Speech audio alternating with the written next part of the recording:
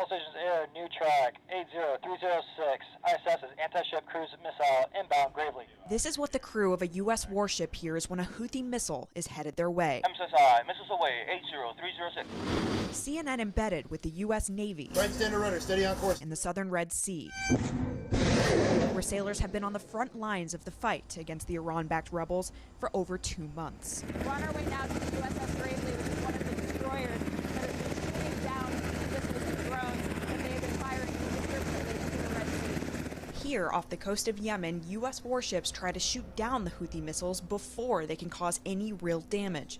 But the sailors have little time to respond. We could have seconds, or we could have minutes.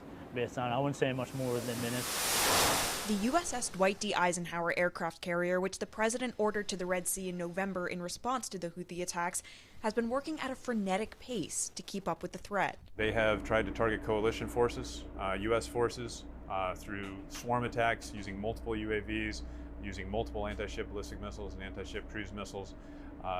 They are trying everything that they can, but we are prepared for anything that they might throw our way. Fighter jets are launched from the Ike roughly 50 times per day, staying airborne for hours at a time so they can quickly strike targets inside Yemen and over the Red Sea.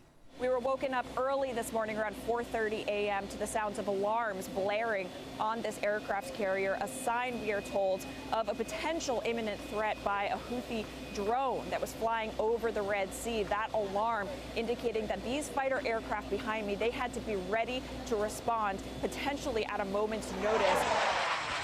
That drone was quickly deemed no longer a threat, but it demonstrates how risky the mission is. The Houthis have also been trying to hit the jets flying over Yemen with surface-to-air missiles, officials told CNN. You're flying these missions against the Houthis. Can you talk a little bit about what is unique or the most challenging aspect of these missions that you're doing on a near daily basis?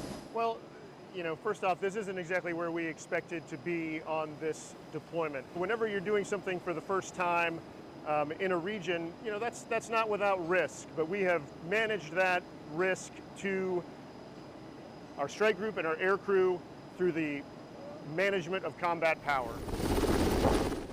With no end in sight to the Houthi attacks, U.S. officials tell CNN they don't know how much capability the rebels have left, as they continue to be resupplied by Iran. 503 is electronic attack. The commander of the carrier strike group told CNN they will stay in the Red Sea for as long as necessary. The sustainability, we can go for a long time. We've got our logistics train already mapped out to stay here as long as the president needs us to stay here.